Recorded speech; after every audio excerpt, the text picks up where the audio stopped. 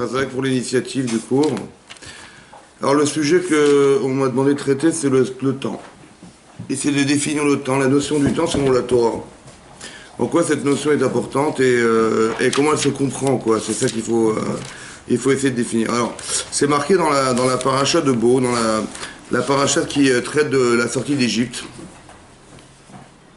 Là-bas, c'est marqué que le mois de Nissan, qui est le premier mois de l'année, en fait, qui est le mois qui va illustrer la sortie d'Égypte, Hachem a dit la chose suivante. Voilà, je vous dis ce qui est marqué dans la Torah. Vaïmer Hachem el Moshe. Donc, a dit à Moshe, Hachem à Moshe, vers Aaron et Aaron, Be'eretz Misrem, en pays d'Égypte, les morts en disant Achodesh Hazel Lachem. Ce mois sera pour vous Rosh Chodashim, le sommet des mois. Rishon ou Lachem, ils seront les premiers, les Chodesh Hashanah des mois de l'année. Donc, ici, c'est clairement marqué qu'on n'est pas sorti d'Égypte, on n'a pas reçu la Torah, on n'a aucune mitzvah. Et la première chose ordonnée, c'est de compter le temps. De dire, voilà, ce mois sera pour vous le premier mois des mois de l'année. Et on nous dit, voilà, il fallait prévoir un sacrifice, qu'on allait sacrifier le 14, consommer le 15, voilà. Mais la première mitzvah qui nous incombe au départ, et c'est ça qu'il faut comprendre, en quoi la première mitzvah de la Torah, c'est de compter le temps. Alors on dit, voilà, on démarre, voilà, il va y avoir, on va démarrer le temps, et donc ce mois-ci sera le mois de Nissan, et à partir de ce mois-là, on va entamer des mitzvot. Pourquoi le temps est tellement une notion importante pour imaginer que ce soit la première mitzvah de la Torah? Je sais pas, moi j'aurais imaginé la première mitzvah, d'abord c'est de croire en Dieu. Est-ce que vous croyez en Dieu ou pas? Est-ce que vous avez la émouna? Après on peut discuter. Alors on va commencer un processus de mitzvot. Mais de commencer par le temps, pour moi la notion du temps c'est une notion structurelle. Comment placer les choses dans le temps, se donner rendez-vous dans le temps, voilà. Et ici, c'est bizarrement marqué que la première mitzvah que Hachem a ordonné de faire, c'est de compter le temps. On va commencer à compter le Zman. Et c'est vrai que dans le Sefer Bereshit aussi, le premier Rashi de la paracha de Bereshit, c'est marqué comme ça, bon, pour le premier Rashi de la paracha de Bereshit, qui traite de la création du monde, c'est marqué Bereshit bara Elokim et Hashem haaretz. Donc au commencement, Dieu crée le ciel et la terre. Et là-bas, Rashi ramène un midrash qui fait dire la chose suivante: Amar Rabbi Yitzhak, Lo yatzarich la'atril et la Torah. On n'aurait jamais dû commencer la Torah. Et là, mais Chodesh Hazel Lachem, la Torah aurait dû commencer sur la paracha que je vous ai lue, qui est la paracha où on traite de la première mitzvah de la Torah, qui est, voici, donc ce premier mois sera pour vous le premier mois de l'année. Chez Mitzvah Rishona, qui est la première mitzvah, chez Nistavuba Israël, ont été ordonnés Israël. On aurait dû commencer par ça. Uma, Ta'am, Patar et Bereshit. Pourquoi on a commencé par la création du monde? Alors, quelle est la question du Midrash? On dit pourquoi on a commencé par la création du monde, on aurait dû commencer par la première mitzvah de la Torah. Alors, il faut savoir que la question, en fait, explique le Maharal de Prague, il dit que la question c'est, évidemment, la Torah c'est pas un livre d'histoire. On n'est pas en train de nous raconter, voilà comment ça s'est passé, la vie d'Abraham, Yitzhak, Yaakov. On n'est pas en train de romancer quelque chose. La Torah c'est un livre d'enseignement. Donc si c'est un livre d'enseignement, c'est un livre de loi, un livre d'enseignement, on aurait dû commencer par quel est le premier enseignement qu'on nous a ordonné dans la Torah. Et la Torah, elle aurait dû commencer par, le premier enseignement, c'était de compter le temps. La Torah aurait dû commencer par cette expérience-là. Pourquoi la Torah a commencé à nous parler de la création du monde? Voilà, ça c'est la question. Donc on voit que la question, elle est fondamentale. Ça veut dire que la première mise de la Torah, c'est de compter le temps. Qu'est-ce que ça veut dire le temps? Alors quelle notion, nous, on a du temps? D'abord, on va y réfléchir ensemble. Et quelle la Torah propose? Quelle est la notion de la Torah? Alors, la notion que nous, on a du temps, c'est une notion temporelle. Ça veut dire que, voilà, on a inventé des notions qui sont les secondes, les minutes, les heures, les années, les mois, les années. Voilà, c'est cette notion qu'on a du temps. Hein, c'est ça. On est en 2018, on était en 2017, le temps s'écoule. Le temps s'égrène, le temps passe. Voilà, y a des occasions dans la vie qu'on a organisées, on a raté, on a réussi des occasions dans le temps. Voilà, c'est ça la notion du temps. On se donne des rendez-vous dans le temps, on dit tiens j'ai rendez-vous à 4 heures, tu es venu à l'heure, t'es pas venu à l'heure. Voilà, c'est ça la notion du temps. Voilà, c'est la vitesse du temps aussi. On dit voilà, on calcule la vitesse du temps. On se prend à calculer la vitesse du temps pour savoir effectivement combien de temps ça va me prendre pour arriver à tel endroit. Ça c'est la notion que nous avons du temps. Le problème c'est comme ça. Il faut savoir que dans la Torah, le mot lachem, ici c'est marqué Achodesh Hazel Lachem. Ce mois sera, on va traduire pour vous. Mais le mot lachem en hébreu veut dire aussi à vous.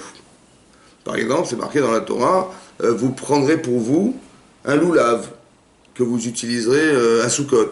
Là-bas, la Gemara traduit que lachem ou le kartem lachem, vous achèterez pour vous, la Gemara dit traduire, non, ne dites pas pour vous, mais à vous. Ça veut dire que ce loulav doit vous appartenir. Si quelqu'un, il loue un loulav, ou il emprunte un loulav, ouais, pour faire la mitzvah, il n'est pas quitte de la mitzvah, parce qu'il n'est pas à moi. Je ne suis pas propriétaire de ce loulav, et donc je ne suis pas quitte de la mitzvah. Maintenant, si la chem veut dire pour vous, mais veut dire aussi à vous, ici ça voudrait dire que le temps nous appartient. À Chodesh Hazeh Lachem, ce mois est à vous. En quoi le temps m'appartient? Oui. Nous, on est victime du temps. On aurait tellement aimé que le temps nous appartienne pour arriver à retourner dans son passé. Si on était propriétaire du temps, on aurait pu retourner dans le temps. Or, on voit bien qu'on est victime du temps. On n'est pas propriétaire du temps. Donc, qu'est-ce que la Torah voulait dire, Hachem voulait dire quand il a dit « Chodesh Hazeh Lachem » ce mois vous appartient, ce temps vous appartient. En quoi on est propriétaire du temps? C'est-à-dire qu'on n'a pas bien compris peut-être la notion du temps. Qu'est-ce que c'est que le temps? Nous, on imagine que le temps, c'est le temps qui s'écoule. Donc, on est victime du temps. Et là, on voit qu'on est propriétaire du temps. Comment on est propriétaire du temps? Alors, le Rav Dessler, qui a vécu il y a environ une cinquantaine d'années, il a ramené c'est un sefer de Kabbalah, oui, qui dit que, en fait, il y a une autre façon que de comprendre la notion du temps. Et c'est la suivante. C'est comme ça que les Chachamim ont conçu la notion du temps. En fait, le temps, c'est comme une roue.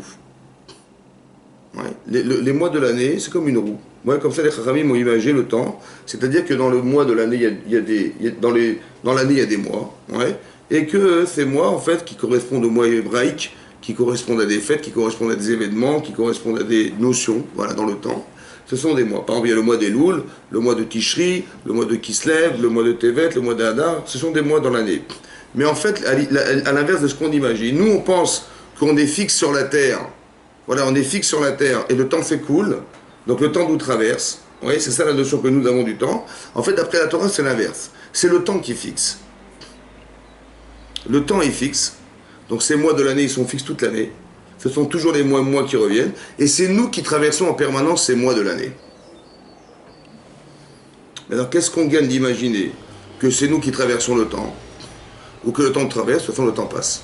Qu'est-ce qu'on gagne d'imaginer que le temps est fixe? Ouais. Et qu'est-ce que veut dire le temps fixe? Voilà. Comme si il y avait une roue qui était permanente, qui tournait, et nous on traversait cet espace-temps en permanence, mais toujours le même temps. Le même temps, on dit voilà, c'est on est au mois de janvier, au mois de février, au mois d'avril. En fait, c'est le temps qui est présent et c'est nous qui traversons de façon permanente le temps. Maintenant, qu'est-ce que veut dire cette notion du temps? Alors, il faut comprendre comme ça. Et je vais vous donner un exemple, vous allez comprendre. On va dire plusieurs exemples pour que vous compreniez. En fait, le Rav explique là-bas que dans le temps, il y a des notions. Hachem, Akadosh Baruch Hu, il a introduit dans l'espace-temps des notions. Et ces notions, en fait, elles sont perceptibles parce qu'on traverse le temps. C'est-à-dire que quand vous traversez un espace-temps d'une fête ou n'importe quoi, il y a une notion qui a été introduite dans l'espace-temps qu'Hachem a créé, et que quand vous traversez cet espace, vous êtes imprégné, vous avez la capacité d'absorber la notion du temps qui a été introduite dans le temps. Par exemple, dans la paracha de Bereshit, c'est marqué comme ça. Je vous lis la Torah et on va réfléchir ensemble. C'est marqué là-bas, un passage qu'on lit tous les vendredis soirs. C'est marqué Yom HaShishi, le 6e jour de la création du monde. Vaychulu Hashameim Va'aretz. Ont été finalisés le ciel et la terre. Vekol Tsevaam. Et toutes les armées, ça veut dire que tout l'univers a été finalisé le 6e jour de la création du monde.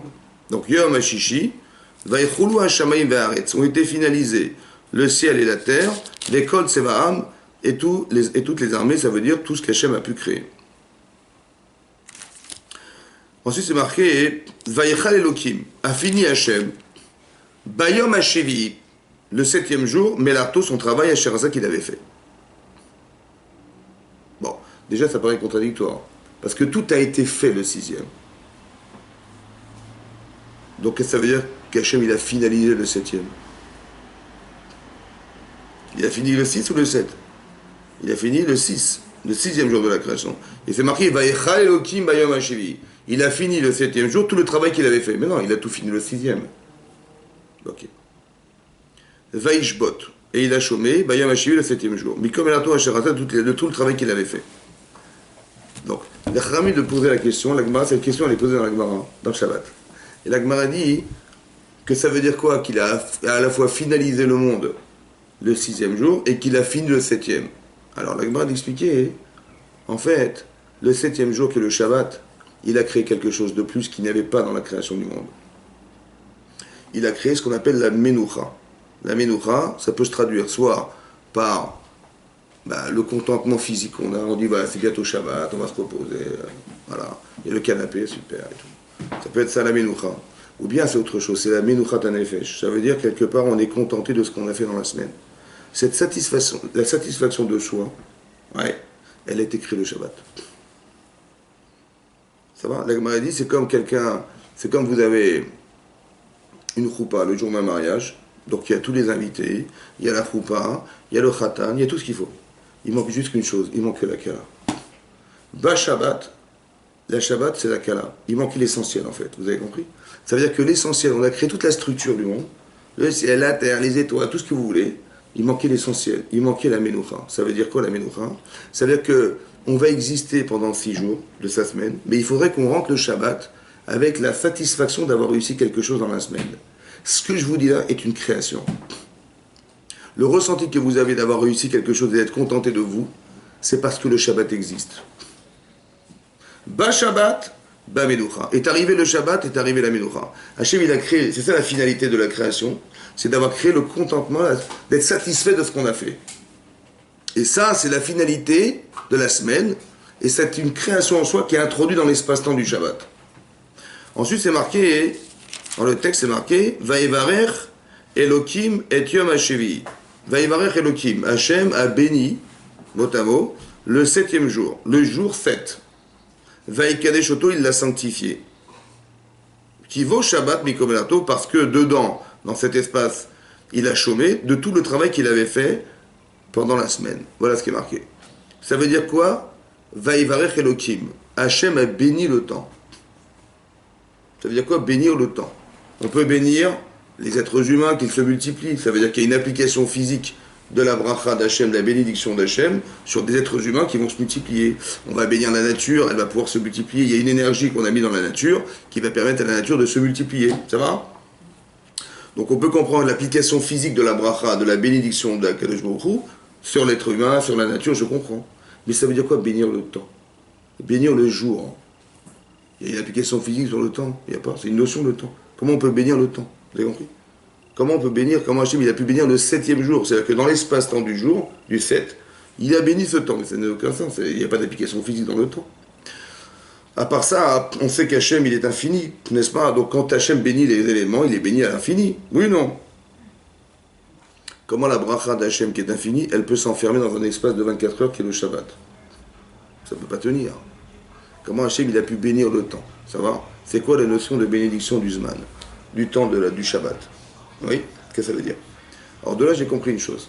En fait, j'ai compris une question que je me suis toujours posée. C'est comme ça. Est-ce que l'infini existe? Est-ce que vous connaissez quelque chose d'infini dans l'espace dans lequel vous vivez? Il n'y a rien qui est infini. C'est vrai? Hein? Dans ce que vous voyez, il n'y a rien d'infini. Même l'univers a une limite, ça va? On dit 13,7 milliards d'années-lumière, donc tout a une limite, tout a une limite. Vous avez une limite, tout a une limite, tout ce que vous faites a une limite. Est-ce que l'infini existe? A priori, non. Comment on arrive à conceptualiser l'infini, puisque ça n'existe pas? On vous dit, si vous faites des mitzvot, ouais, vous pouvez accéder au monde futur, qui est un monde infini, mais c'est une notion qui n'existe pas. Comment on la conceptualise, cette notion, puisqu'elle n'existe pas? Comment vous comprenez l'infini en mathématiques, mais elle n'existe pas, cette notion. Comment on arrive à la conceptualiser? Alors j'ai compris de là, hein. Parce qu'Hachem, il a béni le Shabbat. C'est-à-dire qu'Hachem, il a béni à l'infini une notion qui ne peut pas être captive dans le temps, parce qu'elle n'a pas d'application physique, mais elle existe à l'infini. C'est-à-dire que quand vous traversez le Shabbat, vous avez une capacité d'absorption de la notion de l'infini. Si vous concevez l'infini, parce que vous êtes passé par une case qui s'appelle le Shabbat. Et là, tout à coup, vous comprenez, vous acceptez l'idée que l'infini existe, parce qu'Hachem, il a béni le temps. Bénir, ça veut dire, il a béni à l'infini le temps, c'est le jour du Shabbat. On dit le Shabbat, c'est comme le monde futur. Il y a une notion derrière aussi comme ça. Ça veut dire que quand vous traversez le Shabbat, vous avez cette capacité de concevoir l'infini, parce que vous passez par cet espace-temps. Encore une fois, le temps est fixe, c'est vous qui traversez l'espace. C'est pas que la semaine, elle va passer par le Shabbat, et puis le Shabbat il y a 10 ans, il est passé. Non, le Shabbat, c'est le même. Le Shabbat de la création du monde, c'est celui que vous traversez tous les Shabbats, puisqu'il est fixe le temps. ça veut dire qu'on n'est pas victime du temps.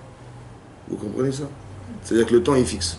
Donc vous retraversez par cet espace. C'est vous qui conditionnez votre capacité à absorber le temps et de la condition qui est introduite dans le temps. C'est vous qui choisissez. Maintenant, ça veut dire quoi ça? Ça veut dire que qu'Hachem, il a sanctifié le temps. Ça veut dire qu'il a spécificité ce temps. En disant quelque chose de spécial, on ne va pas rentrer là-dedans. Mais à part ça, il a créé la notion d'infini dans le temps. La Gemara, il y a une Mishnah dans la Maseret Yuma qui dit que le jour de Kippour lui-même, le jour de Kippour, il est Mechaper. Ça veut dire quoi? Ça veut dire que le jour de Kippour, c'est un jour ultime où on doit faire Teshuvah. On doit se remettre en cause. Et la capacité qu'on a de reconnaître ses fautes, de regretter ses fautes, d'avoir honte de soi, ouais, c'est cette manière-là qu'on a d'effacer nos fautes. C'est pas qu'il y a là-haut dans le ciel, Akadosh Baruch Hu, il a un tableau, il a marqué tout ce qu'on a fait, il dit bah tiens madame, mademoiselle, elles ont fait tchouva, super chazak, et il a une éponge et il efface les fautes. Non, il n'y a pas d'effacement de faute, il n'y a pas de tableau, il n'y a pas d'écriture, il n'y a rien. Seulement quoi? D'effacer la faute, c'est d'effacer ce qui m'a poussé à fauter. Ça va? Comment j'efface? Quand je regrette, quand j'avoue que j'ai fauté. Je dis reconnais. Si je ne reconnais pas, ça commence même pas. Ça va? Parce que tant que je nie ce que je fais, je ne peux pas faire teshuva, je ne peux pas me remettre en question. Donc j'avoue, voilà, je suis bête, j'ai fait une bêtise, voilà, j'avoue. J'ai honte de moi.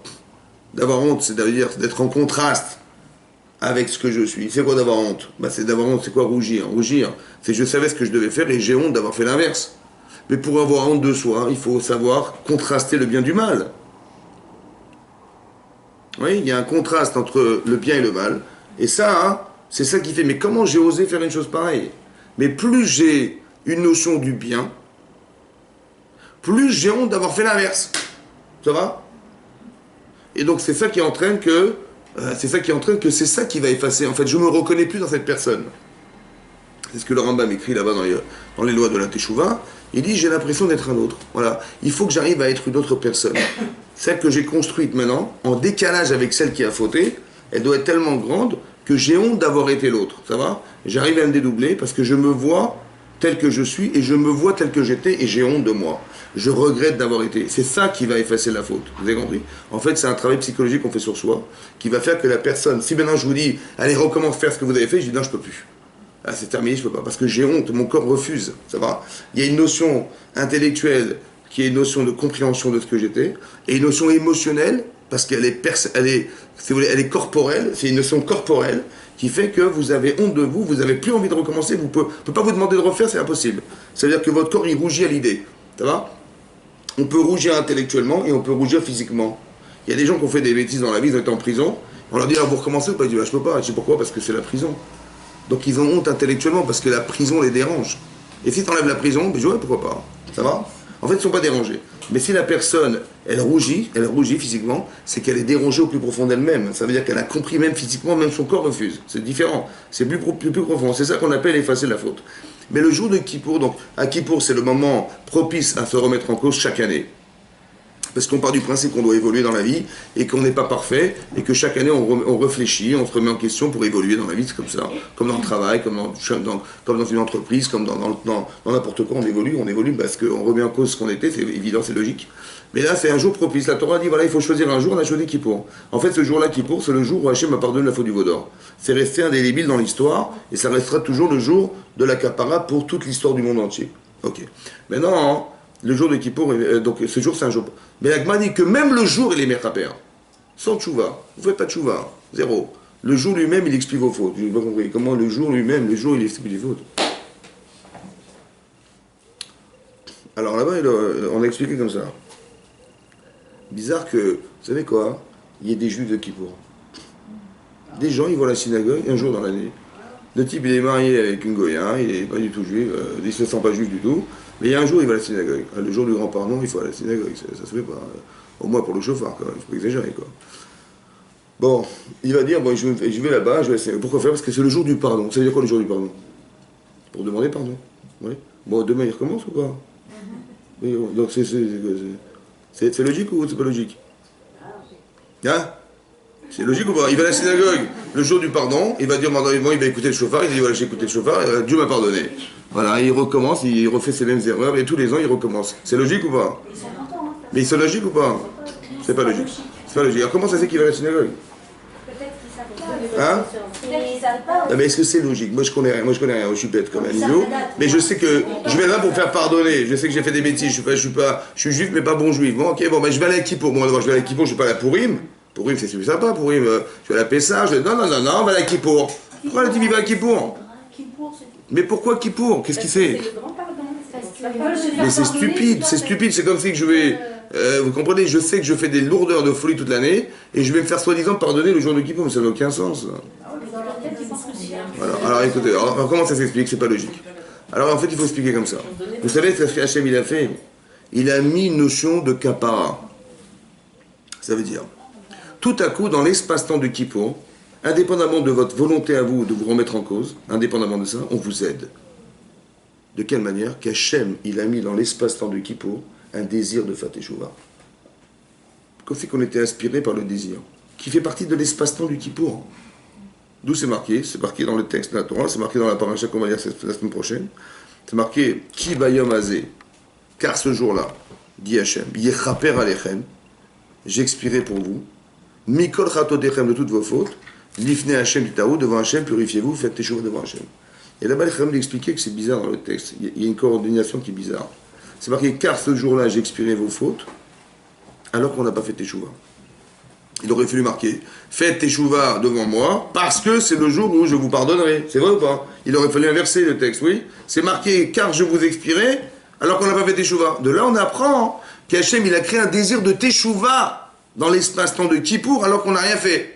C'est de là qu'on tire le principe que le jour de Kippour, il est mechaper. Ça veut dire quoi? Tout à coup, je suis inspiré vers la synagogue, et le type, il traduit ça comme, ben oui, c'est le jour du grand pardon. Mais en vérité, j'intellectualise un sentiment, mais c'est pas pour ça qu'on y va. Vous savez pourquoi on y va? Parce qu'on est inspiré vers. Parce que dans le Kippour, il y a un zman, un temps qui est donné à la teshuva, et qu'Hachem nous aide à faire teshuva, il a incrusté cet espace, dans cet espace-temps, le désir de faire teshuva. Indépendamment de ma volonté.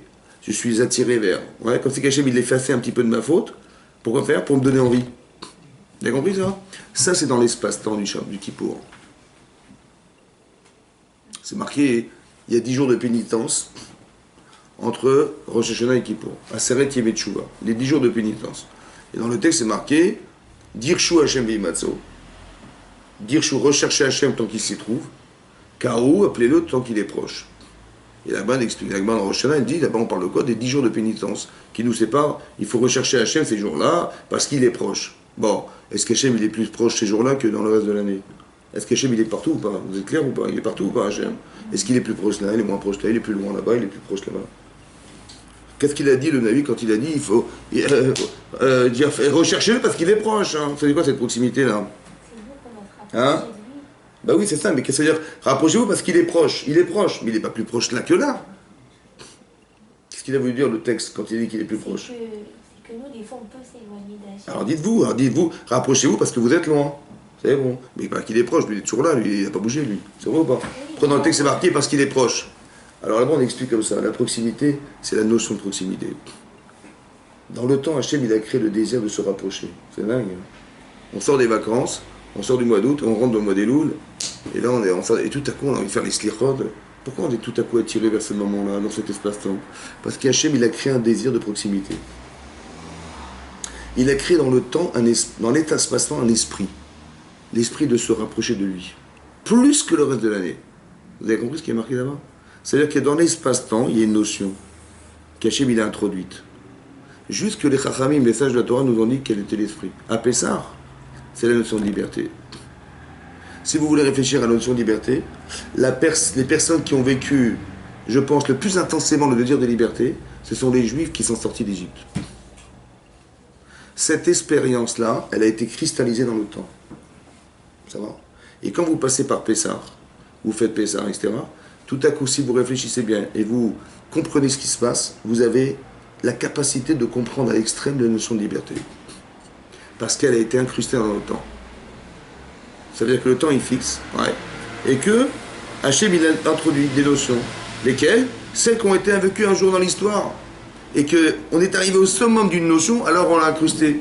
Ça va comme si il y avait des degrés de conception dans le temps, et qu'Hachem, il a choisi ce mois-là, comme c'est le mois de Nissan, et comme c'était le mois de la liberté, parce qu'on était des esclaves en Égypte, on était arrivé à un degré de psychologique, d'une déchéance physique et morale qui était extrême, Et on a libéré de ça, vous imaginez le ressort que ça peut avoir chez nous, de se sentir libre, d'être libre civiquement et libre intellectuellement, c'est énorme.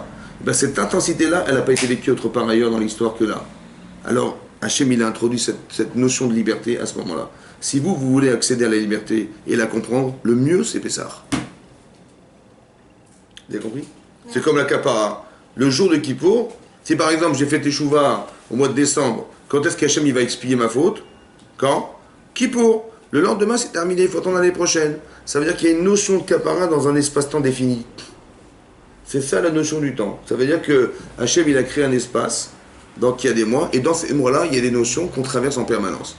Qu'est-ce qu'on gagne d'imaginer, comme nous on imagine, que le temps en fait, il nous traverse, c'est nous qui sommes fixes sur la Terre, nous on est là sur la Terre, il s'est passé déjà des milliers d'années derrière nous, il y a du passé, le présent et le futur, Vous expliquez, non, en vérité, tout est incrusté dans le présent, ça veut dire que c'est vous qui traversez l'espace-temps qui a été créé par Hachem, c'est Hachem qui a mis des notions dans le temps, et qu'elles ont été fixées dans le temps, et c'est nous qui les traversons. Qu'est-ce qu'on gagne d'imaginer que nous traversons l'espace-temps ou que le temps nous traverse? Qu'est-ce que ça change?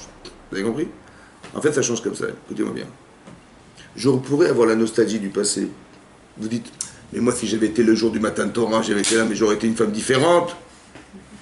Si on était tous sortis d'Égypte ensemble, est-ce qu'on n'aurait pas été des femmes différentes? Évidemment, j'aurais bien aimé vivre ces instants-là, c'est vrai ou pas? Est-ce qu'on n'aurait pas eu... Ils ont eu de la chance, nous, on n'a pas vécu cette chance. On n'a pas eu cette chance. En fait, c'est faux. Vous avez compris? C'est peut-être ça la propriété du temps. Ça veut dire que vous n'avez rien perdu. Parce que si vous avez bien compris la notion de liberté, en fait, ce qui a été vécu ne s'est pas perdu. Puisque toute l'intensité de liberté qu'ont vécu les Israéliens à une époque, elle est incrustée dans le Pessah, dans Nissan. Vous avez compris? Et donc, quand vous retraversez cette case, si vous vous conditionnez à cet espace-temps, vous allez exactement revivre ce qui a été vécu. Ça veut dire qu'on n'a rien perdu, que le temps nous appartient, qu'on n'a pas perdu quelque chose, puisque tout est dans le temps. Vous avez compris? Dans le temps qu'Hachem a fixé, qui sont les mois de l'année juive. Et tout est dedans. Et rien ne s'est perdu. Tu vas dire, mais moi j'ai la nostalgie, j'ai vécu des choses, et si j'avais été là-bas, ça aurait... Mais non, tu n'as rien perdu, parce que c'est vrai que physiquement tu n'es pas présent, c'est vrai. Mais est-ce que tout n'est pas déjà présent dans le temps? C'est ça l'idée. Et que si tu te prépares à l'idée, si tu te conditionnes à l'idée, tu peux retrouver l'intensité de ce qui a été vécu en termes de liberté à l'époque. C'est pour ça que quand on lit la Haggadah, on dit, bizarrement, on doit dire comme si que nous étions nous-mêmes sortis d'Égypte. Comme si nous étions sortis d'Égypte. On n'est pas sortis d'Égypte. Donc pourquoi c'est manger du maror, manger des matzot? Mais à quoi ça sert? De toute façon, c'est un scénario. À quoi ça sert de faire du scénario? Un scénario pareil. C'est pourquoi? Parce que tu es en train de te conditionner. Imagine que tu étais l'esclave. Imagine combien c'était difficile. Oui? On mange des matzot parce qu'on doit se rappeler de la difficulté du temps. Pourquoi faire?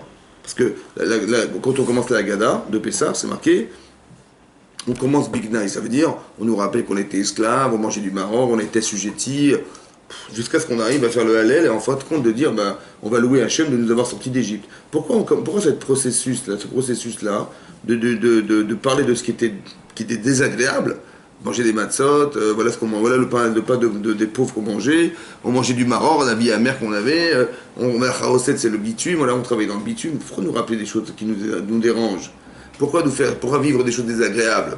Pourquoi nous angoisser le soir de Pessah? Voilà, parle-moi de la liberté, dis-moi, voilà, on fait le feu d'artifice, comme le 14 juillet, on fait le feu d'artifice, on ne nous dit pas qu'il y avait un jour à la Bastille, on était prisonniers, on nous dit faites la fête, ouais? Ben non, nous non, faut pas faire la fête, après la fête on verra plus tard. Nous on nous angoisse en nous disant mangez des matzot, rappelez-vous que vous étiez esclaves. Pourquoi c'est comme ça? Pourquoi c'est comme ça? En fait, parce que pour comprendre le sens de la liberté, il faut le comprendre pas seulement intellectuellement, mais il faut ressentir ce que veut dire être libre. Alors d'être privé de liberté, quand on vous dit vous étiez esclave, vos parents étaient esclaves, ils sont nés, ils sont morts esclaves, vos arrière-grands-parents, ils sont nés, ils sont morts esclaves, toute leur vie, voilà. Vous imaginez ce que c'est ou pas? Vous êtes content de sortir de là ou pas? Émotionnellement, bien sûr. C'est pour ça pour avoir une notion de liberté, il faut un jour être privé de liberté. Et quand on a été privé, on sait ce qui nous manque. Et on sait ce qu'on veut combler. Mais quand on fait la liberté, on fait quoi? On fait rien. Parce qu'on ne sait même pas de quoi on parle. Donc les Chachamim ont bien compris que psychologiquement, si on veut se construire des notions, il faut comprendre le manque qu'on a vécu, le manque qui a été le nôtre un jour, pour comprendre et louer celui qui nous a comblé un jour. C'est pour ça qu'on mange des matzot. C'est pour ça qu'on mange des matzot. On mange des matzot pour dire, voilà d'où tu viens. Tu as compris? Ouais. Ben voilà, maintenant tu en es sorti. Et ben cette notion de liberté qui est touchante intellectuellement et surtout émotionnellement, c'est elle qui va nous transporter. Parce que si je ne ressens pas, je ne réagirai pas. C'est très important que vous compreniez que ce que vous faites dans la vie, ce que vous faites, ce qui vous fait réagir, c'est ce que vous ressentez essentiellement. Mais si je vous parle de notions, etc., et que ça reste une notion intellectuelle, et je vous dire alors, t'as compris? Bah, oui, alors pourquoi t'as pas fait? Ah oui, j'avais oublié, ou bien... non, parce qu'il n'y a pas de pont entre mon émotion, c'est-à-dire ma capacité à exister en réaction à ce que je sais, et ce que je dois vivre. Je le vois pas, je n'ai pas d'émotion. Donc pour que la connaissance, elle soit réactive, il fallait qu'on soit, entre guillemets, dans la souffrance du manque de liberté, pour apprécier de la liberté. Voilà, là je sais que je suis une femme libre parce que j'ai été un jour privé de cette liberté-là. Et là je sais ce que ça vaut. Je sais ce que ça vaut et je sais que ce que j'ai à gagner de l'être. Vous avez compris? Mais si j'ai pas ce ressenti de manque, vous voyez, les manques c'est pas une tare. Donc on dit bah ouais tu manques de choses. Non, il faut comprendre que les manques chez nous, c'est répertorié comme quelque chose qui amène à être comblé. Et là j'ai la conscience des valeurs. Parce que j'étais en manque un jour. Vous voyez? Comme dans la tfila, ouais, vous allez remarquer dans la tfila que c'est très difficile de prier correctement. Ça veut dire de prier du début à la fin sans penser à autre chose. C'est dur ou pas? Bon, l'Itzhara, il existe ou pas? Mais d'où vous savez? Parce que là, essayez de faire la tfila, vous allez comprendre. Là, il existe, c'est sûr et certain. Ça va? Maintenant, comment on arrive à se sortir de ce problème? Comment on arrive à se sortir de ce problème? Ouais. Alors, je dis souvent parce que, en fait, quand on prie, on ne se sent pas concerné par ce qu'on dit. On n'est pas dans le manque, vous comprenez? Je n'ai pas besoin de combler quoi que ce soit. Je dis voilà, je prie, on parle d'avoir envie d'avoir un peu d'intelligence, d'avoir un peu de demander le pardon d'Hachem, de demander la teshuva, de demander la parnassa, de demander voilà ce qu'on demande, voilà ce qu'on demande. Mais comment tu le demandes? Je demande, j'ai dit ouais, j'ai lu le texte. Mais est-ce que ça te fait mal au ventre? Est-ce que tu sens que tu as un manque dans la vie? Tu sens que tu as un manque ou pas? Si tu sens pas le manque, tu vas demander quoi? Est-ce que tu te sens concerné par ce que tu dis? C'est ça le problème. Comme on ne sent pas le manque, alors on n'a pas... Et je sais que le baromètre de cette conscience, c'est mon Yetzer. C'est-à-dire que si je m'échappe, c'est que je ne suis pas concerné. Je prie et mon esprit s'envole, c'est que je ne suis pas concerné par ce que je dis, parce que je n'ai pas ce manque. Si quelqu'un il est malade, il ne va pas dire tiens j'ai des cours cet après-midi à faire. Non, il va s'accrocher. C'est le manque qui crée le besoin. C'est le manque qui crée la conscience. Des fois, Hachem crée des manques. Ouais. On n'est pas parfait. Ça a été organisé. Pourquoi? Parce que quand tu vas savoir qu'il te manque, tu ne comprends pas tout dans la vie. Donc tu vas demander à Hachem, donne-moi du darat. Je veux comprendre. Donc tu dis, mais des fois, des choses, je ne comprends rien du tout. Je ne sais pas comment ça marche. Je ne te comprends pas toi-même. Et donne-moi l'esprit divin qui va me permettre de te comprendre. Et donc je demande fortement. Mais quand je demande sincèrement quelque chose, parce que c'est un véritable manque chez moi, évidemment que là, j'ai pas dit de ça. Parce que si je n'ai pas comblé ce manque, je ne l'ai pas comblé, vous avez compris? C'est là que je me sens impliqué dans ce que je lis. Il n'y a pas une bracha dans les tfila qui ne nous concerne pas. Tout nous concerne. Vous avez compris? Tout ce qui est marqué là-bas, c'est une chose évidente et nécessaire. Donc c'est quand je me sens concerné que tout à coup j'arrive à échapper, à être conscient de ce que je dis. Donc c'est ça que je vous explique, que le manque crée la conscience. C'est parce que je suis en manque de quelque chose que j'ai la conscience de combler quelque chose. C'est parce que j'étais un jour en manque de liberté que... C'est-à-dire qu'on a, nous en tant que juifs, on a vécu une expérience de manque de liberté qui a duré 210 ans. Je ne sais pas si vous vous rendez compte de ce que ça veut dire. C'est toutes ces générations-là qui ont été en manque. Mais nous sommes les enfants de ces gens. C'est-à-dire que le manque de liberté, il a été construit pour arriver à apprécier à l'extrême ce que les autres n'ont jamais vécu. Vous avez compris? Ça veut dire que dans la notion de Pessah, il faut comprendre, dans la notion du temps, je vais traverser quelque chose qui me parle. Vous savez pourquoi? Parce que je suis descendant de ces gens. Et donc forcément, je porte en moi quelque chose qui a été un manque de liberté, qui a été, qui m'a permis aujourd'hui de pouvoir accepter l'idée de me soumettre à quelque chose ou à quelqu'un pour éventuellement l'écouter ou être à l'écoute de ce qu'il me dit, de me soumettre pour l'écouter simplement des fois, parce que je n'écoute personne, parce que je pense que j'ai toujours raison. Mais comme j'ai été esclave profondément en moi, j'ai été soumis profondément en moi, et j'ai cette capacité mentale à accepter d'écouter les autres, d'accepter les autres. Parce que j'étais un jour soumis toute ma vie à quelqu'un. Mon grand-père, il a été soumis, mon arrière-grand-père a été soumis, et cette soumission m'a permis d'accepter. Ouais. Maintenant, je suis d'accord d'écouter, après je vais juger si ça me convient ou pas. Mais au moins d'écouter les gens, au moins d'écouter la Torah, de lire un texte et de dire, bah oui, ça me parle, ça me dit, je me dis, non, mais qu'est-ce qu'il raconte n'importe quoi, ou je suis critique, j'écoute, et en fait je suis critique en permanence sans y réfléchir. Non, tu es capable d'accepter ce que tu dis. Après, tu peux réfléchir, tu peux te critiquer, pas de problème, mais est-ce que tu as entendu? Cette capacité d'écouter, elle vient du fait qu'on a été esclave un jour. On a été un jour soumis, et ça nous permet d'être soumis. Cette soumission nous permet d'avoir de l'humilité. Cette soumission nous permet d'avoir de la cohérence. Mais dans le moment le plus propice pour y accéder, c'est Pessah. Vous avez compris? Toutes ces idées-là, c'est ce que je vous explique, c'est que on peut accéder à des idéaux, on peut accéder parce qu'elles sont inscrites dans l'espace-temps dans lequel on vit. Et c'est ça qu'Hachem il a créé quand il a créé le temps. La notion du temps, c'est la notion des notions qu'on a incrustées dans le temps et qu'on traverse en permanence. Et que si on est conditionné parce que je sais que dans cet espace-temps, il y a une telle notion, par exemple, il va y avoir Shavuot bientôt, les 7 semaines qui nous séparent de Pessah à Shavuot le matin de Torah, si vous voulez comprendre ce que veut dire recevoir la Torah, et vous allez y réfléchir, le moment le plus propice, c'est Shavuot. Vous avez compris? Parce que dans l'espace-temps, Hachem, il a introduit une notion du don de la Torah qui est cristallisée dans l'espace-temps. Maintenant, vous pouvez y accéder parce que vous pouvez retrouver, si vous voulez, si vous arrivez à vous conditionner, ce qui a été vécu il y a 2400 ans, 3000 ans, sur le matin de Torah. C'est incroyable. Rien ne s'est perdu. Rien ne s'est perdu. Le temps m'appartient. Ça, c'est la notion première que je vais vous donner. Ça veut dire que la première notion déjà qu'on comprend, c'est pas celle qu'on a nous, ouais, de la notion du temps, mais c'est une autre notion qui est de dire que dans l'espace-temps que vous vivez, il y a des notions qui ont été incrustées et que vous traversez en permanence. Une autre façon de voir maintenant.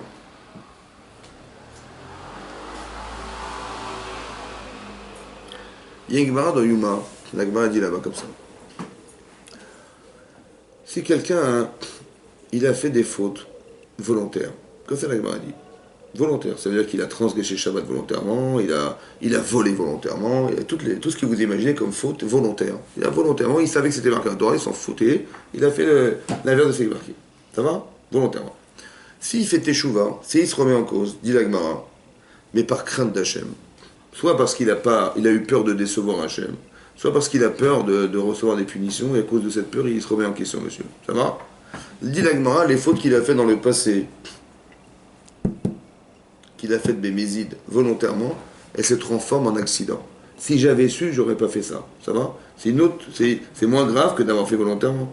Elles se transforment. Comme ça, la Gemara dit que c'est Averot qu'il a fait, les Averot du passé, elles se transforment en Shgagot. Shogeg, ça veut dire comme si que lui, il savait pas la lacha, il savait pas que c'était Shabbat, il savait pas que c'était Assour. Vous avez compris? C'est un degré moindre quand même. Ok. Et s'il fait Teshuvah, mais Ahava, par amour d'Hachem, ces fautes du Mézid là-bas qu'il a faites, les Mézid volontairement, elles se transforment en mérite. Vous avez compris? Alors j'avais juste pas compris la Gemara. J'ai pas compris. Comment une Avera du passé, elle se transforme? Par quelle baguette magique? Parce que moi aujourd'hui, j'ai fait des Averot il y a 20 ans, et j'ai fait des Averot il y a 20 ans, et maintenant j'ai dit, si j'avais su, j'aurais jamais fait un truc pareil, tout à coup ça se transforme. Ouais, où j'ai dit, tiens, j'aime Hachem, et je vois tout ce qu'il a fait pour moi et tout, par amour pour Hachem, ces Averot du passé, elles deviennent des mérites. Mais comment elles deviennent des mérites? J'ai pas compris. Comment on peut transformer une Avera passée? Mais elle est passée. Quelqu'un, il a fait des grillades à Deauville au Shabbat. Ouais, il a pris des photos, il a la vidéo. Donc il a l'album, il a la photo, il a les grillades. Elles sont là, les gars, comment ça mérite? Oui, les mérites, quel mérite? Ouais. Comment le passé se transforme en comment le passé, on peut transformer des fautes du passé? Comment des actes passés se transforment? C'est impossible. Comment vous comprenez ça, vous? C'est pour les actions présentes, Hein? les actions futures. Comment? C'est pour les actions futures. Comment du passé, comment le passé, il se transforme? Pas comment demain ça va. Ah. Dorénavant, voilà, je suis une fille bien aujourd'hui parce que j'ai eu honte de ce que j'ai fait hier. Ça va? Aujourd'hui, dorénavant, je suis une fille bien, donc je vais faire les mises-votes. Ok. Donc je comprends que dorénavant, je suis bien. Mais le passé, il est passé. Le type, il a fait de la prison, il a fait teshuva, ben dans ce cas, il a un casier judiciaire qui peut le bourrer. C'est beau, quoi. Comment il se transforme ce passé-là? Comment le type, il a fait de la prison, il n'a pas fait de passé, pas fait de prison. Ou alors il a fait une prison, mais bon, on va atténuer. Comment? Oui? Que quoi? C'est ça, par quelle baguette magique? Ting! Ting! Ça se transforme. Le passé, c'est le passé. C'est pas l'histoire de la... Comment vous comprenez ça? C'est ça que je veux comprendre. Comment vous comprenez que ça répare? Ça répare quoi, ça répare? Comment ça répare? Hein? Comment ça répare? Dorénavant, vous êtes une femme bien, parce que vous avez changé. Dorénavant. Vous avez dit, voilà, l'année dernière j'ai fait ça, je regrette. Donc dorénavant, je ne recommence plus. Dorénavant. C'est le temps. Si ça se reproduit dans le temps, il fera plus. Un baal de tchouva, quelqu'un qui vient vers Hachem. Oui, très bien. Va pour l'amour d'Hachem. Très bien. Il a plus de mérite qu'un Talmid Chacham, on le sait ça. Non, c'est autre chose là-bas. Ce qui est marqué à la Gemara. Ce que la Gemara dit que où se tiennent les Balei Tshuva en Sadikim Réunis à Gmod, c'est dans la pêche. Un Balei Tshuva, il a une pêche de folie. Ça que jamais un Sadik il atteindra. Et c'est la pêche, c'est-à-dire qu'il a un désir de truc. Mais jamais. Mais là-bas, le degré qu'il a atteint, c'est. Alors la Tshuva, c'est pas bon alors. C'est bien, mais il faut comprendre. C'est ça que je vous explique. Qu'est-ce que vous comprenez là-dedans? Comment des actes passés se transforment? Purifier son âme. Hein? Comment? Comment? Purifier son âme. Mais comment le passé se transforme? Les actes passés, ils sont passés ou pas? Alors comment vous allez rattraper? Hein? En fait, comme c'est nous qu'on travaille. Il n'y a pas de notion de temps, un temps qui est. Comme vous disiez, c'est comme si nous on va Là, il n'y a plus de là-bas, c'est l'autre chose. Là-bas, il n'y a plus de roue maintenant.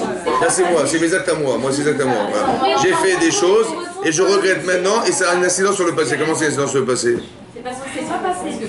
Mais si!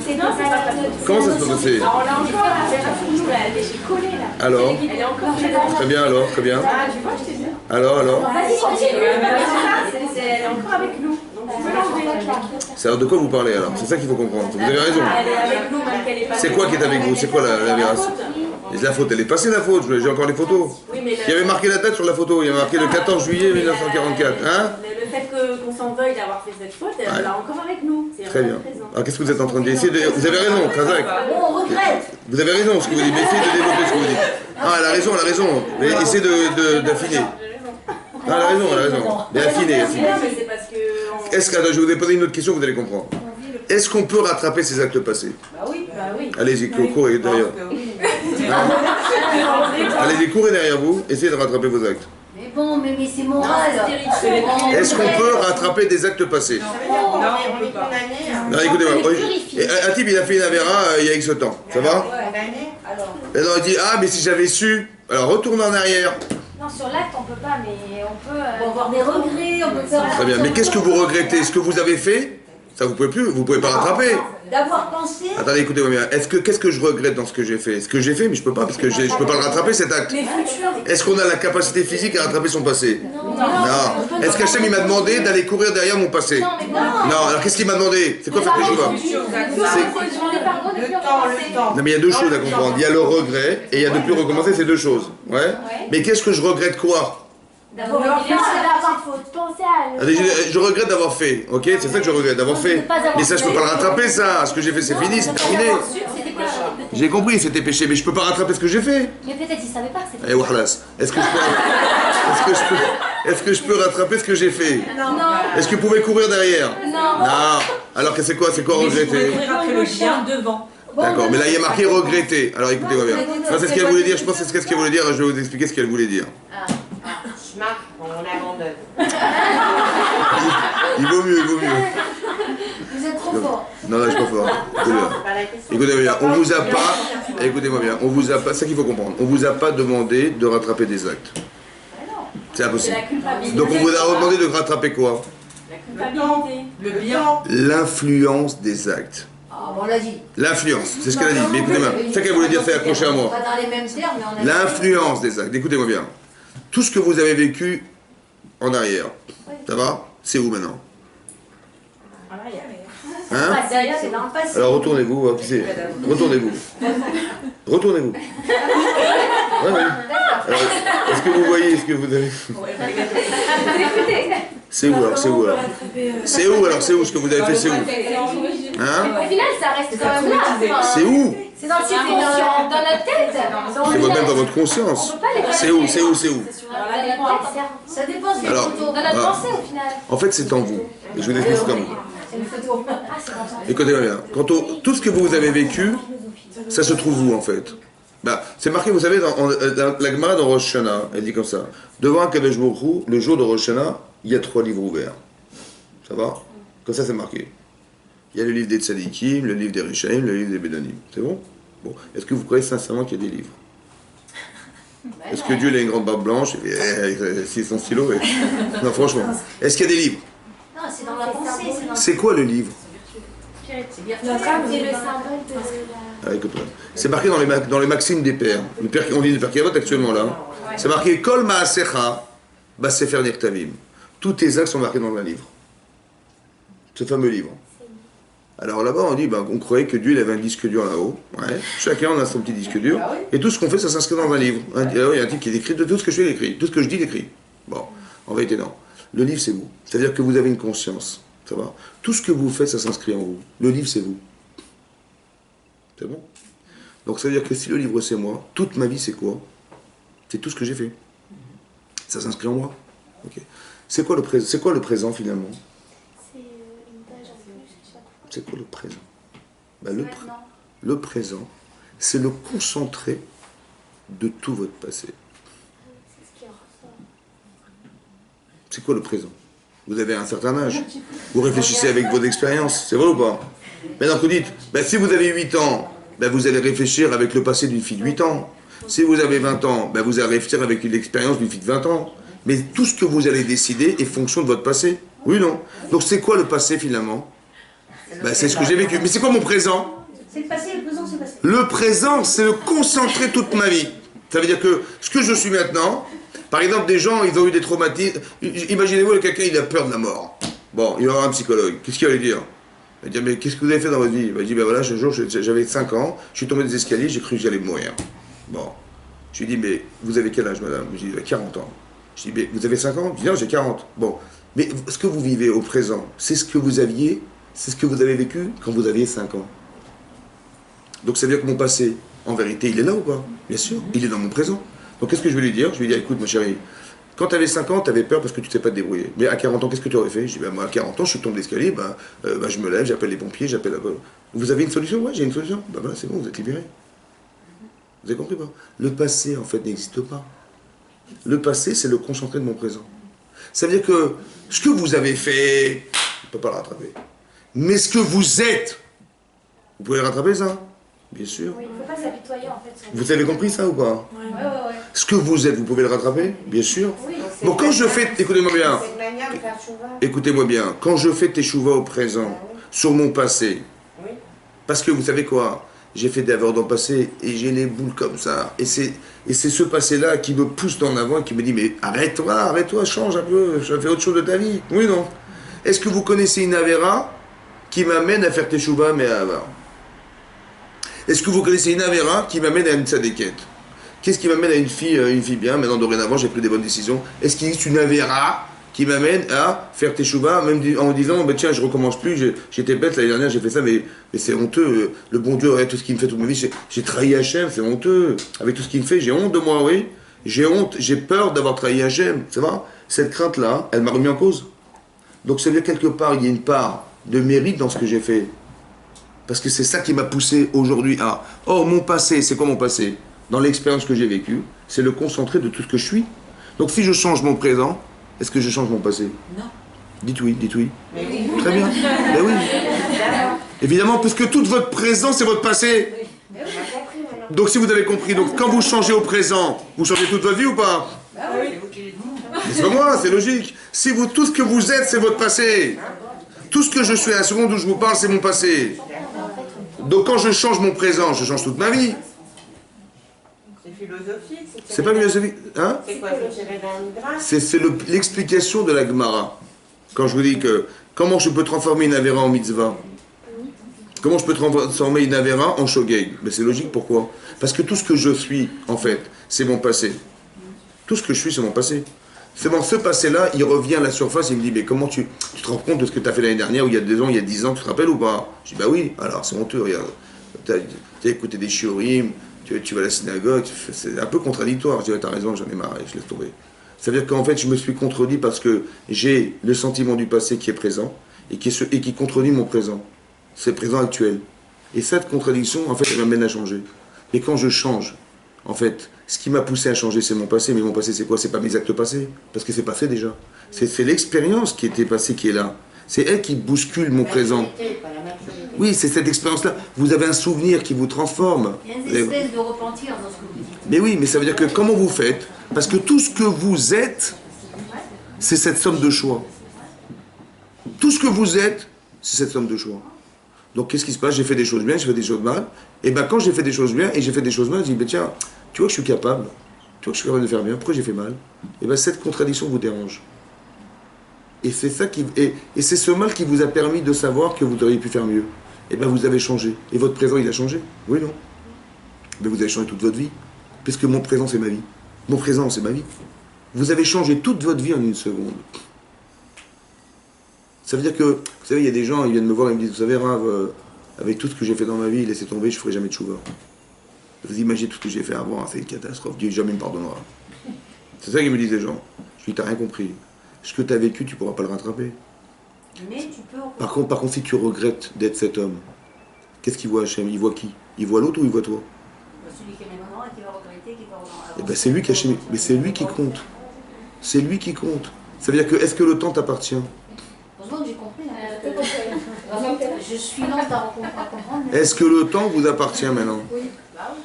C'est ça le temps peut-être. L'idée du temps, c'est d'expliquer que tout ce que vous avez vécu dans un espace-temps, il est en vous en fait. Et c'est ça que vous contrôlez. C'est vous qui décidez maintenant. Vous avez compris? Que toutes les expériences que vous avez vécues, positives ou négatives, elles vous ont permis d'être cette femme. Voilà. Et c'est vous qui décidez dans l'espace-temps que vous avez, d'expérience que vous avez vécue, qui est dans un espace-temps de votre âge en fait. C'est vous qui décidez de ce que vous faites avec. Et c'est vous qui décidez, avec la connaissance que vous avez de ce que vous avez fait de bien, de ce que vous pouvez faire encore de mieux. Ouais, en contraste avec ce que vous êtes. Quand le Rambam il dit « je suis un autre », ça veut dire que c'est cette personne qui m'intéresse. C'est la personne présente qui m'intéresse. Quand on se présente, quand vous vivez aujourd'hui, vous réfléchissez, vous décidez, etc. Mais c'est cette femme présente qui décide. C'est elle qui m'intéresse. Avec tout le passé qui est derrière. Mais tout ce que vous avez décidé, parce que vous avez réfléchi, parce que vous étiez, votre condition mentale et physique, et tout, vous avez décidé d'être cette femme aujourd'hui, c'est ça. Mais c'est elle qui m'intéresse, c'est à elle que je m'adresse. Donc le passé ne m'intéresse pas. Ce qui m'intéresse, c'est le concentré de toutes les décisions que j'ai prises, en fait, qui font de moi ce que j'ai décidé, je l'ai décidé. Et je vis avec. On vit avec des choix, des vrais choix et des faux choix, n'est-ce pas? Quand on fait des erreurs dans la vie, c'est qu'on a forcément fait des faux choix. Oui, ben ça fait partie de mon passé. Ben, qu'est-ce que j'y fasse? C'est comme ça. Quand je réfléchis mal, ou quand je ne suis pas logique, ou quand je ne suis pas pédagogue, ben, c'est parce qu'il y a un travail que je n'ai pas fait, évidemment. Donc quand vous réfléchissez ce que vous êtes ça. Et si vous êtes quelqu'un de structuré, vous avez fait des efforts, vous avez le plaisir d'avoir réussi quelque chose dans votre vie, vous vivez avec. Ouais. C'est comme ça. Donc c'est que, tiens, j'ai un jour eu une satisfaction personnelle, j'ai fait un travail, j'étais au bout des choses et j'ai eu une satisfaction d'avoir réussi, mais c'est cette motivation d'avoir réussi qui vous pousse à recommencer. Je dis, mais pourtant c'est dur. Non, c'est pas dur, parce que je sais qu'au bout, il y a un plaisir. Vous avez compris? Mais c'est ces expériences qui font de vous, au présent, quelqu'un d'autre. Mais cette notion du temps qui est interne, elle vous appartient. C'est peut-être ça qu'Hachem il a voulu dire, quand il a dit, ce moi vous appartient. Parce que pour comprendre quelque chose de spirituel, peut-être qu'il faut passer par du physique. Ça veut dire, on va faire un calendrier. Vous savez pourquoi faire? Peut-être que vous compreniez que ce que vous voyez, la notion du temps des mois de l'année, en fait, il y a aussi une notion de temps à l'intérieur de vous-même. Mais pour la comprendre intérieurement, peut-être qu'il faut la comprendre physiquement. Peut-être. C'est comme vous dites, on dit dans la Tfila, à Rosh Hashanah, Hachem, Avinu Malkenu. Avinu Malkenu, ça veut dire Avinu, notre Père, notre... Très bien. Est-ce que Dieu, c'est votre Père? Est-ce que c'est votre papa? Ah bon? Vous connaissez votre papa ou pas? Très bien. C'est lui ou c'est Dieu? Est-ce que c'est lui ou c'est Dieu? On va être clair. Razak. Donc c'est quoi Avinu alors? C'est le père de tous les pères. Il y a une notion de Père chez Hachem. Mais comment vous allez la comprendre? Parce que vous vivez la notion de Père. Que vous pouvez basculer sur Hachem. Hachem, c'est pas votre papa. C'est pas votre papa, Hachem. Mais il peut l'être a fortiori en fonction de ce que vous avez construit, quand vous avez construit émotionnellement avec votre papa. Ça, je sais qui est mon père. Je sais ce que c'est que mon père. Ça va? Maintenant que je le sais, alors je peux dire a fortiori Hachem est mon père. J'ai une proximité avec mon papa, ouais, qui fait que maintenant, mais si mon père est mon père, mais je suis Dieu, alors a fortiori c'est mon père. Vous avez compris? Mais c'est pas mon père génétique. Il y a la notion de père. Par exemple, c'est marqué dans la paracha de Vaïtranan que Moshe Rabbeinu, il voulait absolument rentrer en Israël. Ouais. Il a prié 515 prières. Pas qu'il a répété 515 fois, je vais rentrer, je vais rentrer, je vais rentrer. Non, il a trouvé 515 arguments pour rentrer en Israël. 515 arguments différents. Et là-bas, c'est marqué, Rachidi va être Hanan el Hashem. Pour dire qu'il a prié, on a dit un langage qui n'est pas un langage utilisé pour la prière. Il fallait dire Veit Palel. Il a prié vers Hashem. Veit Hanan. Et Rachid explique c'est quoi Veit Hanan. un langage de chinam. Ça veut dire gratuit. Il a dit à Hachem, j'aurais pu mettre en avant mes mérites. Voilà ce que j'ai fait pour toi, pour le cas Israël. Et il dit non, je demande gratuitement de rentrer en Israël. Et les tzadikim, ils demandent gratuit à Hachem. Oui? Bon.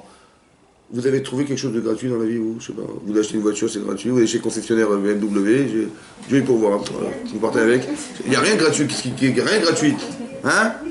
Qu'est-ce qui est gratuit? Tu demandes gratuit à Dieu, mais c'est honteux. Tu dis gratuit. Ça n'existe pas gratuit. C'est honteux ou pas? Dites oui, dites oui. C'est honteux. Il y a Moshe Rabbeinu, il a dit à Hachem, je veux rentrer sans que, si j'ai du mérite ou pas de mérite, je veux rentrer gratuitement. Sans que j'ai besoin de mériter de rentrer en Israël. Gratuit. Voilà, gratuit. Ça existe de demander gratuit. À qui on demande gratuit? Personne ne demande gratuit. Ça va? Quand vous achetez quelque chose, ça vous coûte. Même une baguette, ça coûte de l'argent, c'est pas gratuit. Sinon, c'est du vol. Et je demande gratuit. Mais j'ai honte de... Vous n'avez pas honte de demander gratuit? Moi, j'ai honte de demander gratuit. Pourquoi les tzadikim, ils demandent gratuit? À qui on demande gratuit dans la vie? C'est-à-dire qu'il faut avoir une notion de paix pour demander gratuitement. Mais c'est ça, vous avez compris, c'est ça. C'est-à-dire que plus que chez mes parents, mais je demande bien sûr gratuit. Mais ça veut dire qu'il y a une notion de père. Mais comment je construis cette notion de père? Parce que j'ai un père. Quand on dit il faut honorer son père, ça veut dire quoi honorer son père? Kaved et avicha v'etimecha. Ouais, honorer son père et sa mère. Kaved, en hébreu, ça veut dire quoi? Honorer. Et ça vient du mot kaved, c'est le foie, mais c'est aussi kaved. Lourd. Ça veut dire quoi? Respecter, c'est mettre du poids, ça veut dire quoi? C'est parce que respecter, c'est une lourde charge, c'est pas facile de respecter ça. Non. Vous respectez votre papa. Oui. Le kaved est avicha.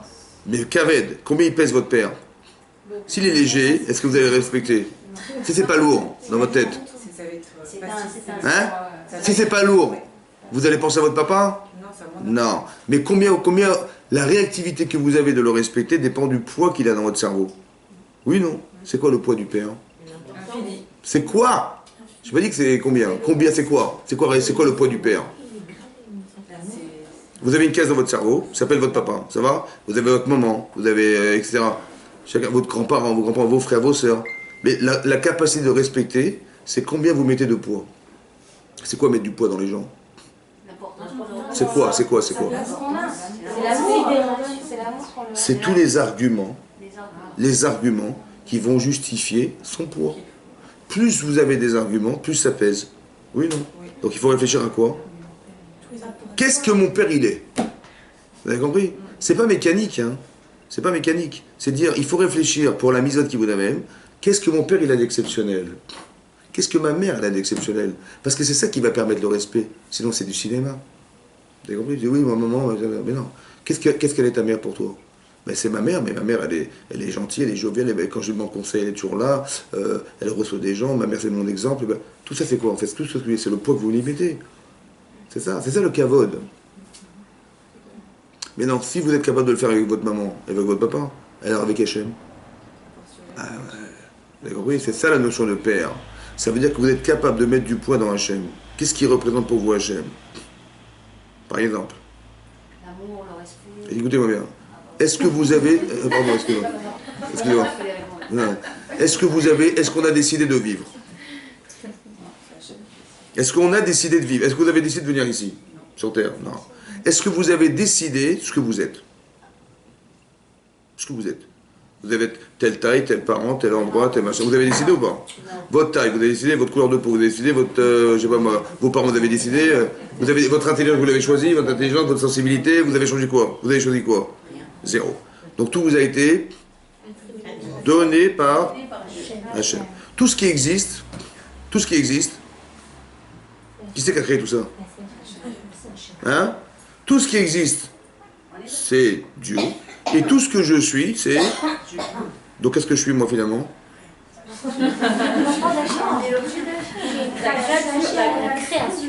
Mais qu'est-ce que vous êtes dans tout ça? J'ai pas compris. Vous êtes...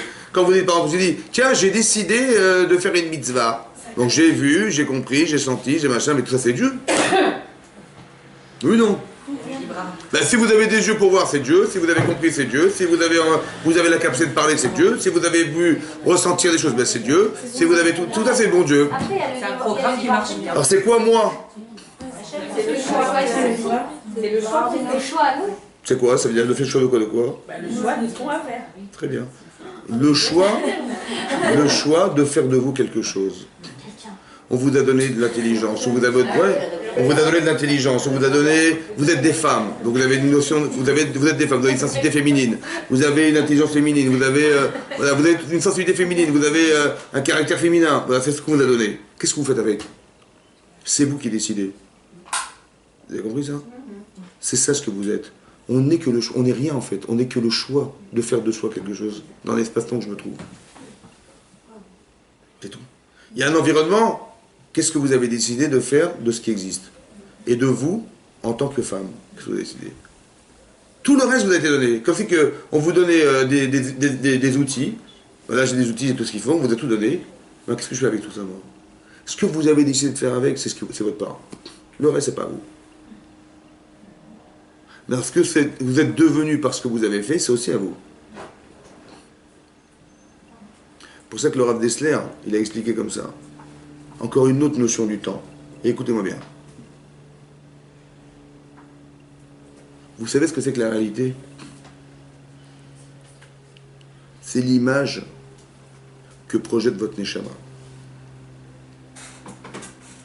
Quand on dit la Gemara dans Shabbat, dans la Gemara dans Nida, elle dit là-bas, ouais, que chacun il a un mazal. C'est quoi un mazal? Un déterminisme. Oui. Ça veut dire, quand l'ange s'est présenté devant Hachem, avec cette petite goutte qui va faire de vous des êtres humains. Il dit, cette goutte-là, qu'est-ce qu'elle va devenir? Riche, pauvre, petite, grande, intelligente, bête, etc., etc. Tout ça, ça a été décidé. Marie, c'est ce mari-là, ses enfants, combien d'enfants, tout ça, ça a été décidé. Tout ce que vous allez vivre, ça a été décidé. Seulement, il y a une chose qui n'est pas décidée, qui dépend de vous. Tzadik ou Racha. Tzadik ou Racha. Vous allez être des tzadékettes ou Racha. C'est vous qui décidez. Vous êtes des femmes bien, vous faites partie de la tranche des gens bien ou des gens bons. La tranche des gens bons ou la tranche des gens bien. C'est vous qui décidez. Non, il faut décider. Maintenant, c'est vous qui allez décider. Il n'y a que ça qui reste. C'est ça qui nous reste. Et cette faculté que nous avons de faire des choix, c'est ça tout. Maintenant, c'est quoi ça? Allez, il explique comme ça, le Rav. Il dit comme ça. Ça, en fait, c'est comme le cinéma. Bon, il y a des images. Combien il faut faire d'images pour produire une seconde d'image? Un mouvement d'une seconde. Un mouvement d'une seconde, il faut combien d'images?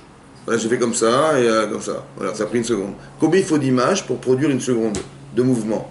Il faut 24 images secondes. 24 images. Oui, 24 images qui sont suivies. C'est 1, 2, 3, 4, 5, 6. Avec une certaine vitesse, ça fait un mouvement. Il faut 24 images. Maintenant, on prend un film, on met des images qui se secondent les unes aux autres. Ce sont des séquences. Et on envoie un projecteur au mur. Et vous avez, ça tourne, et ça envoie des images, j'ai l'impression que ça bouge. Ça va? Ok. Et le Rav, il explique que la notion du temps, du passé, du présent, du futur, en fait, c'est parce qu'on a un corps qui a un passé, un présent, un futur. Ça veut dire, vous avez un corps, on va dire comme ça, pour que vous compreniez mieux. La Gemara dit là-bas, dans l'île à la femme, elle dit comme ça. Un enfant dans le ventre de sa mère, il apprend toute la Torah. Avec un ange. Il est roé misof haolam vatsofo. Il voit de la création du monde à la fin des temps. Il voit de création du monde, à la seconde où je vous parle, il voit la fin des temps. Il voit tout l'espace de l'histoire du monde en une seconde. Ça veut dire que le présent, son présent à lui, c'est le concentré du passé, du présent et du futur. Ça va? Quand la personne disparaît, elle n'est plus touchée par le temps non plus. Donc, elle voit les choses au présent, passé, futur. Mais quand on est, on a un corps. Ce corps, il nous permet d'avoir le souvenir du passé, oui, la conscience du présent, mais le futur est inaccessible. On vous a enlevé ce droit de savoir, le futur. C'est Hachem qui a décidé. Comment? Il a mis un corps. Ce corps, il nous coupe avec le futur. Si on n'a pas de corps, on voit ce qui va se passer demain.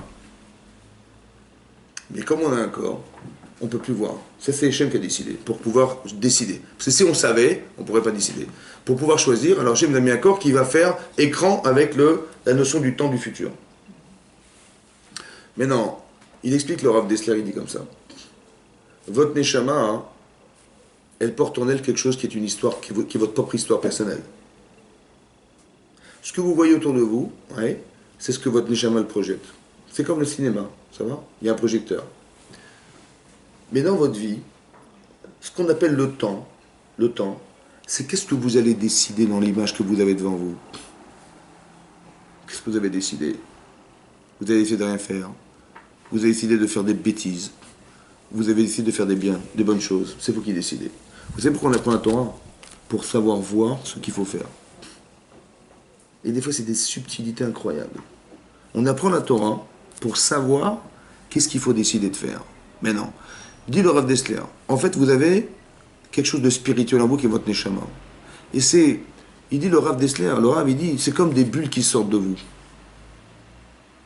Qui sont des situations de vie auxquelles il ne faut pas lâcher prise. Ça veut dire que vous vivez quelque chose, il dit, allez, on va faire un cours. Allez, tiens, on va étudier. Allez, tiens, on va faire une mitzvah. Tiens, il y a des gens qui ont besoin de choses. Tiens, vous avez compris? Ce sont des expériences qui vous ont proposées, qui font partie de vous. Et il faut décider de s'engager. Et quand vous avez décidé de vous engager, vous avez créé un ange. Comme ça, la Gemara, elle dit là-bas, c'est marqué dans le Zohar aussi. Ouais, le Zohar, c'est marqué. Quand vous faites une mitzvah, vous créez un ange. D'où on le tire ça? On le tire notamment que quand Hachem a dit à Abraham Avinu, tu vas prendre ton fils, tu vas le sacrifier. Qui c'est qui lui a demandé de sacrifier son fils? Qui est-ce qui lui a demandé? Hachem. Qui c'est qui l'a empêché de le sacrifier? Un ange. Vous avez vu? Il demande le Zohar, mais d'où il sort cet ange? Il dit l'ange, il sort de la mitzvah qu'a créé Abraham. Quand vous faites des mitzvahs, vous créez des anges. C'est quoi des anges? C'est une partie spirituelle qui est en vous, que vous avez décidé de cristalliser par un acte. Mais non, cet ange en vérité, je pense que cet ange-là, ouais, d'abord il vous précède, mais à part ça, c'est lui qui vous donne envie de faire des mitzvot. Parce que le sentiment, c'est un ange. Le sentiment est spirituel. Les animaux n'ont pas de sentiment.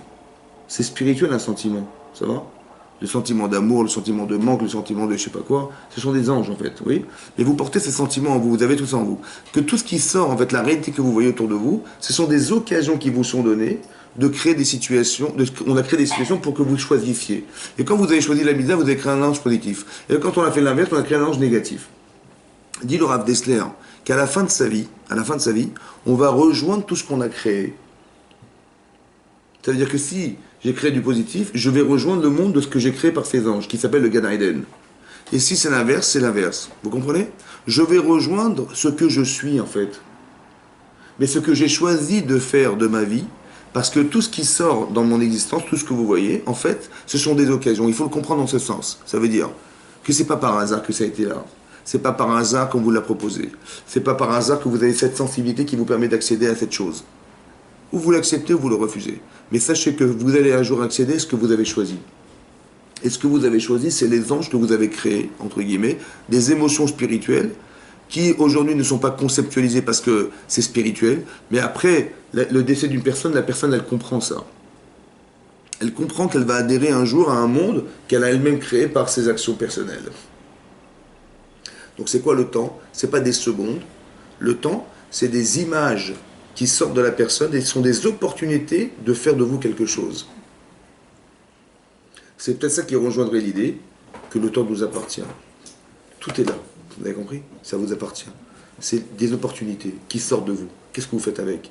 Vous dites, bon, ben, c'est pas grave, j'ai pas le temps, j'ai pas envie, oui j'ai envie, oui j'accroche. Vous avez compris? Quand on a la lucidité de savoir que tout ce qui sort de vous, en fait, c'est ces opportunités de vous faire réaliser quelque chose, c'est dommage de rater l'occasion.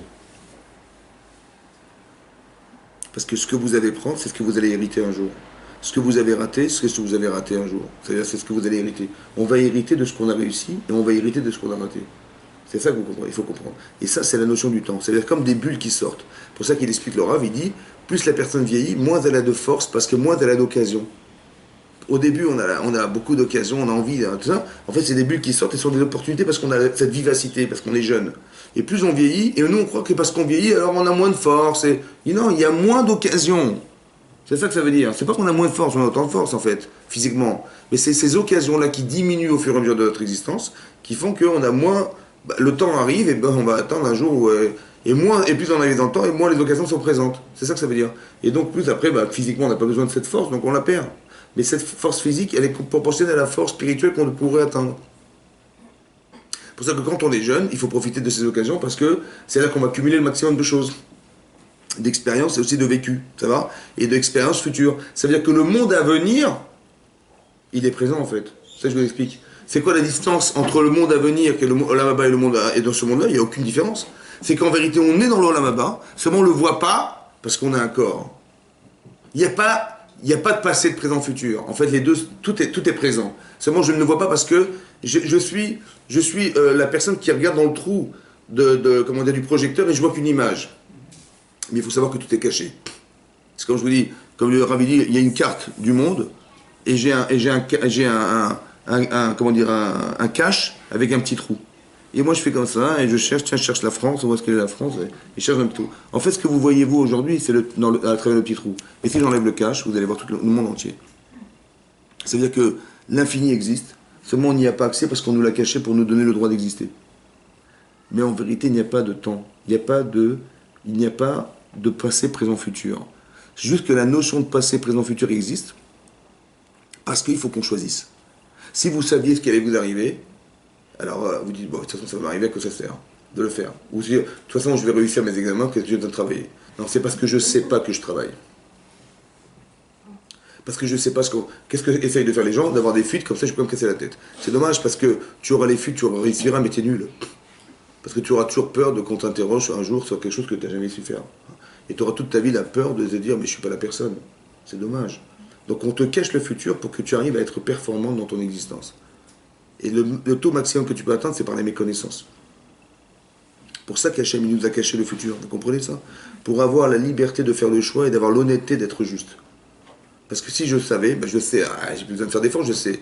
Il ne faut pas que tu saches. Mais en vérité, un jour, on va arriver un jour où on savait, et un jour on saura, voilà, que tout ce que nous sommes, c'est ce que nous avons cumulé. On verra le passé, le présent, le futur. C'est comme si quand on arrive à la fin de sa vie, on voit tout son passé, tout son présent, tout son futur. Mais cette notion-là, la notion du temps, en fait, elle est en nous. Ça se traduit pas en secondes, ça se traduit en image qui sort de moi et qui me donne l'occasion de dire, tiens, allez, c'est l'occasion qui m'est donnée de... Et ces images que je vois, en fait, elles sont propres à moi-même. Parce que c'est ce qu'Hachem attend de moi. Vous avez compris? Et ça, c'est mon histoire personnelle. Ces images que je vois, c'est mon histoire. Et c'est moi qui vais décider, dans mon histoire, de faire de moi quelque chose et je vais agir dans ce sens. C'est ça le temps, en fait, la notion du temps. Pas la notion... Donc on a eu plusieurs conceptions du temps, vous avez compris? Mais ça, c'est la conception que le Rav Dessler dit, qu'en fait, le temps nous appartient, elle est en nous, et ce sont que des expériences qui sont vécues à l'extérieur, qui sont la projection de ce que je suis, qui me donnent l'occasion de faire le choix de ce que je dois faire. Et quand j'adhère à ça, hop, je crée un ange qui s'en va, que je rejoindrai un jour, et qui va s'accumuler avec d'autres anges, en fait, qui sont des anges positifs, et c'est vers ce monde-là que je tends un jour. Mais ce monde, en fait, il est déjà présent, seulement il est masqué parce que j'ai un corps. Et tout ça, c'est ça la notion de... C'est ça que je voulais dire, la notion du temps, que Hachem, il a décrété au départ que la première mitzvah, c'est de compter le temps, pour qu'on comprenne que tout est subordonné à ça. Vous avez compris? Que si vous avez compris ça, vous avez compris que maintenant on peut s'engager dans la vie, maintenant on peut savoir qu'on a un but à atteindre dans sa vie, parce que tout ce que vous devez atteindre, c'est tout ce qui est en vous, en fait. C'est ça qui est marqué. Donc, Chodesh Hazel Achem Rosh Chodashim, ce mois vous appartient, soit dans l'histoire du temps, soit dans votre propre histoire personnelle. Ça va? C'est-à-dire que vous portez en vous une histoire, ou bien vous allez, à force de cumuler des expériences, vivre, le concentré de toute votre histoire, c'est votre présent. C'est ça aussi qui est vrai. Et tout est juste, en fait. Il y a la notion du temps qui est dans l'année, et il y a la notion plus profonde qui est le temps qui m'appartient, qui est à l'intérieur de moi-même. Et c'est ça que je voulais vous expliquer, que c'est ça peut-être l'idée de... On va traduire ça dans un calendrier, mais en fait, vous compreniez plus profondément que cette notion de calendrier, elle est en vous. Il y a un calendrier. Vous allez vivre X années. Et chaque jour et chaque date de l'année, elle est en vous. Et elle sort. Chaque jour, il sort. Et qu'est-ce que vous allez faire de vos journées? Voilà. Qu'est-ce que vous allez faire? Quel contenu vous allez mettre dedans? Et un jour, vous allez on va tous adhérer un jour à ce qu'on a fait comme choix, du temps qui m'a été incombé, un jour de choisir de faire de ma vie quelque chose. Et ça, cette vie-là, elle est en moi, elle sort en permanence. Et ça, c'est du domaine de chacun de choisir. Et c'est vers ça qu'on tend. On sent un temps, c'est ce qu'on appelle l'infini. C'est-à-dire que vous avez déclaré en vous quelque chose qui est infini, qui est votre Neshama, qui vous permettra d'adhérer à une partie infinie de vous. C'est ça. Et juste ce qui fait écran entre les deux, en fait, c'est parce qu'on a un corps. Et c'est ce corps-là qui cache tout, en fait. Mais quand on sera débarrassé de ce corps, vous allez voir que... on verra ce qu'on ne pourra jamais voir. On verra les conséquences de nos actes. On verra que la mitzvah, elle va au-delà de ce qu'on concevait. Moi, je crois que j'avais fait le petit chesed, machin, et je vais me rendre compte que le monde, il a tenu grâce à mes actes. Quand on dit le monde tient sur 3 choses essentielles, vous faites l'hospitalité, vous permettez au monde d'exister. C'est-à-dire que toute l'organisation mondiale, pas seulement de la Terre, mais de tout l'univers, il est articulé par vos actes. Mais ça, on ne peut pas le voir. On vous le montrera un jour. Et c'est là, parce que si on vous l'avait montré maintenant, si on vous dit, tiens, faites une mitzvah, l'équilibre du monde il dépend de vos mitzvot, bien sûr, je vais faire que des mitzvahs toute ma vie. Et si on vous montrait la catastrophe que peut provoquer une avéra, une faute, vous dites, mais j'arrête de faire d'avérotes, évidemment. Mais le spectacle que j'ai vu, il est trop grand, et trop fort, et trop puissant. Et c'est ça qui m'empêchera. On veut pas. Non, on veut pas que tu choisisses parce que tu l'as vu. On veut que tu choisisses parce que tu l'as décidé. Alors on ne nous montre pas. C'est très important que vous ayez la liberté. Ça nous est caché. Mais un jour, on le verra. Vous verrez tout ce que vous avez construit parce que vous avez fait des mitzvot. Et ça, c'est donné parce que c'est une notion éternelle. C'est une notion qui... On est au dehors du temps parce qu'on a une échama. Juste que le corps, il fait écran à ça, mais on a une échama infinie. C'est ça que je voulais vous expliquer, que la notion du temps, c'est ça. Cette notion qui comporte en soi. Chazak ou Baruch, Chazak. Vous avez des questions, peut-être, je sais pas. Alors, on va dédier le cours, l'Inu Nishmat. Et Eliaou Ben Avraham. Voilà. Chez Nishmatot, Tsura, Betsura, Chaim. Amen.